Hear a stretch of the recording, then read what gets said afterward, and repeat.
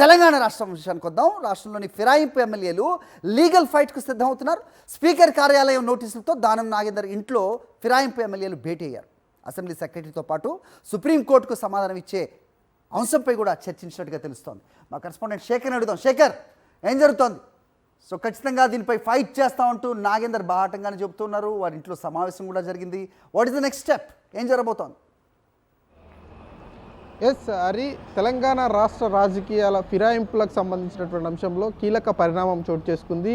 మొన్న జరిగినటువంటి సుప్రీంకోర్టు విచారణ తర్వాత అసెంబ్లీ స్పీకర్ కావచ్చు, అసెంబ్లీ సెక్రటరీ అలర్ట్ అయ్యారు. ఫిరాయింపు ఎమ్మెల్యేలకు నోటీసులు పంపించారు. లిఖితపూర్వక సమాధానం కావాలంటూ ఫిరాయింపు ఎమ్మెల్యేలకు నోటీసుల్లో ఆదేశించారు. దాని మీద అత్యవసరంగా దానం నాగేందర్ ఇంట్లో ఫిరాయింపు ఎమ్మెల్యేలు 10 మంది భేటీ అయినట్లు తెలుస్తూ ఉంది.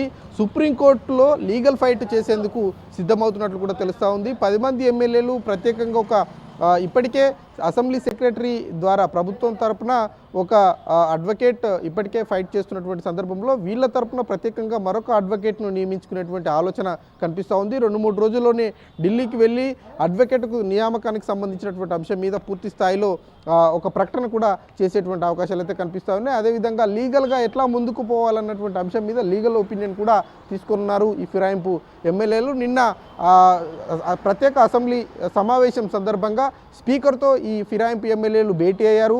అట్లాగే వేం నరేందర్ రెడ్డితో కూడా ప్రత్యేకంగా భేటీ అయినటువంటి సందర్భం, భవిష్యత్ కార్యాచరణ ఏ రకంగా ఉండబోతుంది అన్నటువంటి అంశం మీద భేటీ అయ్యారు. స్పీకర్తో భేటీ అయిన తర్వాత స్పీకర్ ఇచ్చినటువంటి నోటీసులకు, అసెంబ్లీ సెక్రటరీ ఇచ్చినటువంటి నోటీసులకు లీగల్ ఒపీనియన్ తీసుకుంటాము అంటూ ఫిరాయింపు ఎమ్మెల్యేలు చెప్పారు. కొంత సమయం కూడా కోరారు. పూర్తి స్థాయిలో దానికి సంబంధించినటువంటి కసరత్తు తర్వాతనే లీగల్ ఒపీనియన్ తీసుకున్న తర్వాతనే స్పీకర్ అసెంబ్లీ సెక్రటరీ ఇచ్చినటువంటి నోటీసులకు రిప్లై ఇచ్చేటువంటి అవకాశాలు ఉన్నాయి. రేపు 10వ తేదీన సుప్రీంకోర్టులో ఈ కేసుకు సంబంధించినటువంటి వాదనలు మరొకసారి వినిపించేటువంటి అవకాశాలు ఉన్నాయి. కాబట్టి అసెంబ్లీ సెక్రటరీ ఎలాంటి వాదనలు వినిపిస్తారు, సుప్రీంకోర్టు మళ్ళీ ఎలాంటి వ్యాఖ్యలు చేస్తుంది అన్నది చూడాల్సి ఉంటుంది. ఆలోపే ఈ ఫిరాయింపు ఎమ్మెల్యేలు కూడా అడ్వకేట్ను నియమించుకునే ఆలోచన ఉంది. కాబట్టి ఎవరిని నియమించుకుంటారు, వీళ్ళ తరపున ఎట్లాంటి వాదనలు వినిపిస్తారు అన్నది చూడాల్సి ఉంటుంది. అది ఓవరాల్గా చూసుకుంటే కొంత కీలకమైనటువంటి పరిణామం అని చెప్పుకోవాలి.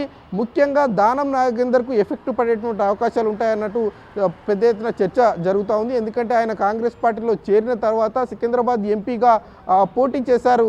కాబట్టి ఆయన మీద ఖచ్చితంగా చర్యలు ఉంటాయన్నటువంటి చర్చ అయితే బలంగా జరుగుతున్నటువంటి నేపథ్యంలో సుప్రీంకోర్టు ఎట్లా స్పందిస్తుంది, వీళ్ళు లీగల్గా ఎట్లా ఫైట్ చేస్తారన్నది చూడాల్సి ఉంటుంది. Hari, right Shekhar, thank you. Satish.